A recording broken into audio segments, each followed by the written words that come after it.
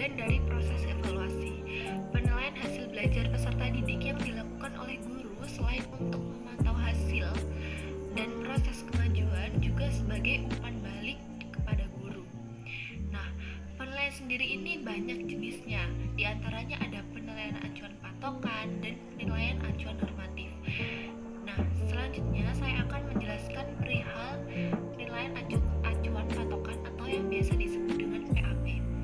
Secara umum ada dua acuan yang digunakan dalam penilaian, yaitu penilaian dengan acuan patokan dan penilaian dengan acuan normatif. Nah, selanjutnya penilaian acuan patokan ini kita sebut dengan PAP dan penilaian acuan norma disebut dengan PAN. Menurut Bambang dan Sumardi, penilaian acuan patokan adalah penilaian yang menginterpretasikan hasil pengukuran secara langsung didasarkan standar performansi tertentu yang telah ditetapkan sebelumnya. Nah, hal ini disesuaikan dengan tujuan instruksional pendidikan. Dalam penilaian ini menggunakan prinsip belajar tuntas atau mastery learning, sehingga patokan yang digunakan untuk menunjukkan ketercapaian materi pelajaran dapat diserap siswa. Dengan kata lain, maka dapat dikatakan bahwa penilaian acuan patokan merupakan penilaian dengan standar ketuntasan yang dapat dicapai oleh seluruh peserta didik. Hal ini dikarenakan derajat kesukaran tes acuan patokan didasarkan atas berapa jauh tingkat prestasi belajar yang akan diukur. Nah, semakin penting bahan yang akan digunakan oleh peserta didik, maka derajat kesukaran tes juga semakin tinggi pula, karena menunjukkan tinggi atau rendahnya prestasi belajar peserta didik. Suatu penilaian disebut PAP jika dalam melaksanakan penilaian itu kita mengacu kepada suatu kriteria pencapaian tujuan atau instruksional yang telah dirumuskan sebelumnya.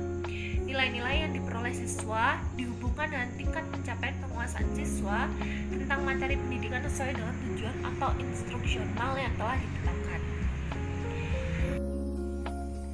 Sebagai contoh, misalkan untuk dapat menerima calon penerbangan di sebuah lembaga penerbangan, setiap calon harus memenuhi syarat antara lain tinggi badan sekurang-kurangnya adalah 165 cm dan memiliki tingkat kecerdasan atau IQ serendah-rendahnya 130 berdasarkan hasil tes yang diadakan oleh lembaga yang bersangkutan.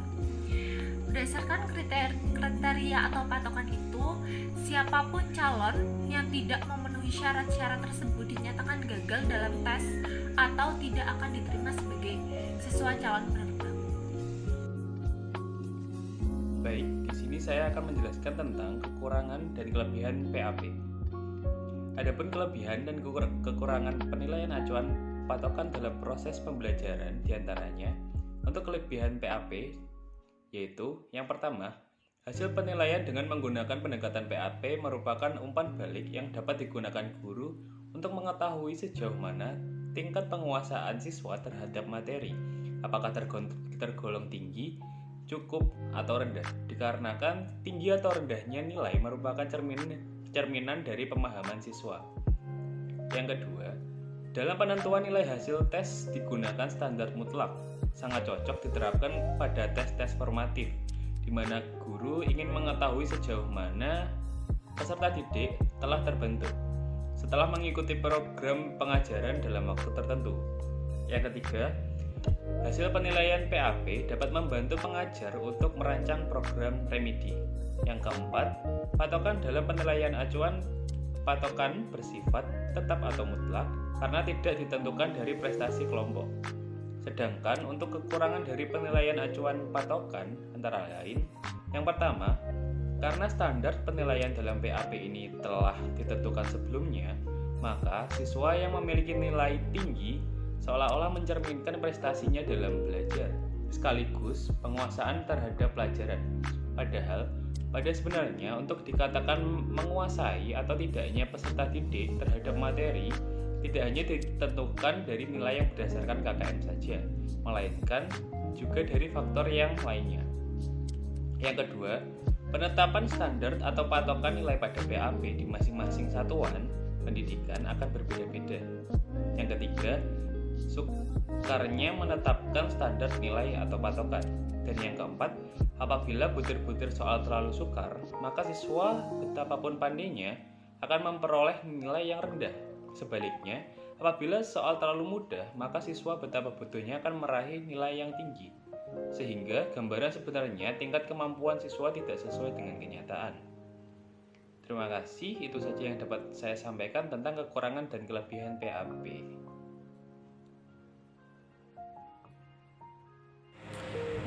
Assalamualaikum warahmatullahi wabarakatuh. Kenalkan, saya Abdul Aziz Aksaradala dengan NIM 1902104020077. Penilaian acuan norma adalah penilaian yang dilakukan dengan mengacu pada norma kelompok. Hal ini berarti nilai-nilai yang diperoleh siswa dibandingkan dengan nilai-nilai siswa yang lain, termasuk di dalam kelompok mereka. Dalam hal ini, yang dimaksud dengan norma adalah kapasitas atau prestasi kelompok. Sedangkan yang dimaksud dengan kelompok adalah semua siswa yang mengikuti tes tersebut. Dapat disimpulkan bahwa kata kelompok yang dimaksud adalah sejumlah siswa dalam satu kelas, sekolah, rayon, dan provinsi atau wilayah. Menafsirkan skor tes dengan acuan norma berarti memberikan gambaran kepada kita bagaimana seorang siswa bila dibandingkan dengan siswa lain yang mengambil tes yang sama. Cara membandingkan yang paling sederhana dan paling banyak digunakan dalam penilaian adalah mengurutkan skor dari yang tertinggi ke terendah. Kemudian menentukan di mana posisi seorang siswa berada. Hal penting yang perlu diperhatikan saat menggunakan acuan norma adalah kelompok acuan harus menggambarkan atau mewakili keseluruhan siswa yang mengambil tes. Bila kita ingin membandingkan kemampuan siswa dalam tes, maka perlu melihat siswa lain yang memiliki umur, kelas, dan latar belakang pendidikan yang sama. Adapun kelebihan penilaian acuan norma adalah: yang pertama, dapat digunakan untuk menetapkan nilai secara maksimal. Yang kedua, dapat membedakan kemampuan peserta didik yang pintar dan yang kurang pintar. Yang ketiga, membedakan kelompok atas dan bawah. Keempat, fleksibel dan dapat menyesuaikan dengan kondisi yang berbeda. Kelima, mudah menilai karena tidak ada patokan. Yang terakhir, dapat digunakan untuk menilai ranah kognitif, afektif, dan psikomotorik. Sedangkan kekurangannya adalah sedikit menyebutkan tujuan pembelajaran atau kompetensinya. Yang kedua, sedikit menyebutkan kualitas pembelajaran. Yang ketiga, terasa tidak adil karena peringkat siswa tidak hanya tergantung pada tingkat prestasi, tapi juga prestasi siswa lain. Yang keempat, tidak dapat diandalkan. Siswa yang gagal mungkin dapat lulus pada tahun berikutnya. Yang kelima, lulus pada kelompok kecil. Referensi ini dapat menyebabkan peringkat, memperbesar-besarkan perbedaan prestasi, dan menekan berbagai perbedaan. Yang keenam, kurang transparan karena hasil penilaian akhir tidak diketahui para siswa.